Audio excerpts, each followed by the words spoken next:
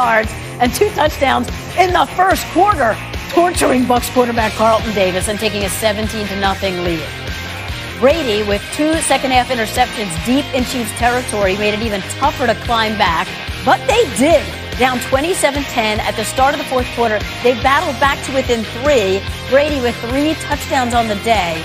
But back to Mahomes, looking like an MVP. He finished the day with 462 yards, 3 touchdowns, and their 10th win. Steve, Mahomes had his 5th career 400-yard day. What about this performance stood out to you? Well, you just get a sense, I said earlier in the season that the only team that's going to beat the Chiefs are themselves. Coming out of the huddle, and I remember being the attendance of 1 at the Ravens game with the Chiefs, and I said, no, they've got so many options. They can come from everywhere. And really, they're the only ones that can slow themselves down. Defenses that play them every week are on their heels. And the only way they get beat is if they allow themselves to have defenses lean forward. Look at this. Start the game. Tyreek Hill, they're worried about him sideline to sideline, end zone to end zone. They have to protect every inch of pay dirt. Look at Patrick Mahomes backing up. 3rd and 2, conversion. You think you have a great defense, you got everybody covered. Look at like Thomas Lott running down the line in 1970s Oklahoma with the veer off the option. How are you going to stop a quarterback that can do that and then running out the game? Who do you put the ball in whose hands to go do it?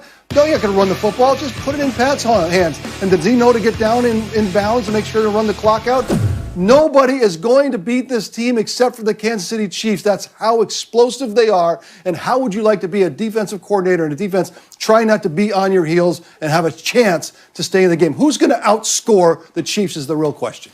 And that's very tough to do. But, Steve, you just put some plays up there offensively for the Kansas City Chiefs, with Tyreek Hill just running slap through a defense. I want to talk to the defense of the Tampa Bay Buccaneers. 24, cornerback Carlton Davis. When you get up in a guy's face like Tyreek Hill, when you know he has speed, you have to be confident in your skill set at the line of scrimmage. And then second of all, Whitehead, the safeties for the Tampa Bay Bucs, you got to understand depth and you have to understand angles with dealing with speed. The Kansas City Chiefs have so much speed on their team. You got to worry about guys like Mecole Hardman. You got to worry about guys like Kelsey. And I want to send a shout out to Travis Kelsey and the Cheetah for being able to be number 1 and number 2 in the National Football League, just being able to get those receiver yards. For the last couple of weeks, is Kelsey a receiver or is he a tight end? Whatever he is, he's in the tops of everything that he's doing at the wide receiver position. But let me get back to the defense. They have to understand angles with dealing with a track team like that. Yeah. Get depth and get width and watch the ball come to you. Let's turn to the Bucs offense. And we've heard for a while now, this is a collaboration, Arian style, Brady style. How's it going in week 12? Well, it's still a work in progress. And there seems to be a narrative out there that it's either Bruce Arians' fault or Byron Leftwich's fault. And usually reality always lies somewhere in the middle. Could the plays be better? Sure. Could the execution be better? Sure. But no one seems to want to point the finger at the 9-time Super Bowl participating, 6-time Super Bowl winning quarterback Tom Brady.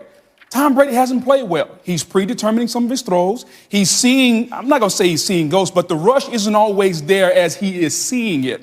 Tom Brady has to play better. And I think people around the league want to make excuses and say, well, it's Bruce, well, Steve, it's Byron and Tom. Listen, sometimes the guy is just not playing well. Yes, he's the greatest quarterback of all time, but can we just say this on this program? He's great, but he is not playing well at all. And maybe, just maybe, that's the problem, and it's not all on Byron Leftwich or Bruce Arians, Steve. No, I think Byron and Bruce would like to be more explosive, Boog. I think that they would like to be more expansive. And Tom is playing a really kind of, last week when I was there in the Monday night game, they're playing a horizontal game. It's dink and dunk. Tom looks like a quarterback that wants to be 28 for 30, right? I want every short, just march down the field and not have that explosiveness. And to me, anytime he tries to throw a long ball and he's maybe seeing pressure and feeling pressure because that offensive line is a patchwork in the week before, I just feel like the long game is gone.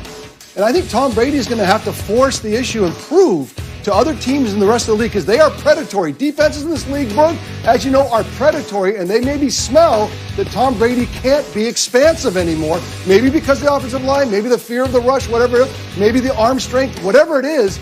This team feels like a horizontal offense, to your point, that does rest with Tom Brady. Well, Stephen, to your point, in the highlights there, you just showed the interception that Breeland picked. Why would you throw a 50-50 jump ball to Scotty Miller against Breeland? Breeland is 6'2". Scotty Miller is shorter than Shefty. Why would you throw a 50-50 ball up to him? Yeah, I know. There's no reason whatsoever to throw a 50-50 ball up to Scotty Miller. That should be Mike Evans. So Tom Brady, before the snap of the ball, said, I'm going here regardless, and you just can't do that. Well, let me tell y'all something. I can't believe that y'all sitting on national TV talking about Tom Brady. For the last 2 seasons, correct me if I'm wrong, they had a quarterback by the name of Jameis Winston there in Tampa, right? Yes. And his inability to move in the pocket had him a league high, 30-something interceptions, right? Yes. Tom's throwing interceptions, not moving around in the pocket, right? Steve just alluded to Bruce Arians and Byron Leftwich offense being a vertical offense. Mm-hmm. So you knew what you were getting in the offseason, and knowing that you've been struggling up front of protecting your quarterback. So I think that Tom is most comfortable when he has that running back, when he can dink and dunk, when the guys are moving pieces across his face. Y'all just alluded to Bruce Arians wants to stretch the field, but the offense is not going to allow that offense to run up and down the field like that. So I said, week 1, week 2, you have to be able to play to the strengths of Tom Brady. That's by him getting the ball to the running back and have moving pieces in front of him, and I don't see that going down in Tampa right now. To your point about the running back that can catch the ball, Bruce Arians said this before the season ever really got going. He said there are levels to this offense. There's always somebody deep. There's always somebody intermediate, and there's somebody short. You don't always have to throw the football deep. He said that about Jameis Winston. So you mean to tell me that he's not giving Tom Brady any outlets? See, I find that hard to believe, and I just don't want us to be on national TV saying, you know what, Tom, you're good. It's all on Bruce, because that's not the case, and I think that narrative is going around today, and that narrative needs to change. All right, we got it. I have some good news. They have their bye. Finally, the Bucs finally have their bye. Maybe they can get it all working a little bit better. And Adam, you have some more breaking news. Well, if the Bucs wrap up practice or are not at their facility in the afternoon on Wednesday, they'll be home to watch the Steelers-Ravens game, because it's not going to be Wednesday night.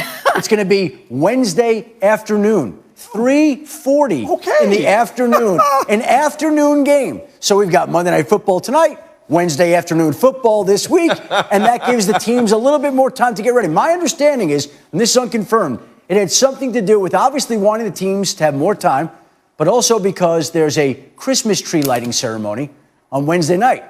And so they wanted to move up the game. Is that in New York? That's in New York. Okay. You need a ticket. Any idea you need a ticket to attend, Booger. And short guys like me are welcome. Do you have any idea, Adam, where we can see that game? I don't know yet. I don't know. There you go.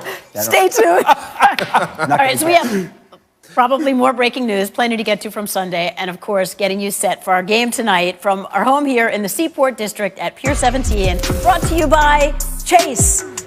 Rainy here in New York City, rainy in Philly. It's not going to stop Russell Wilson and company. We're in store for some fun at the Link, and if it's Monday, that means, come on, man.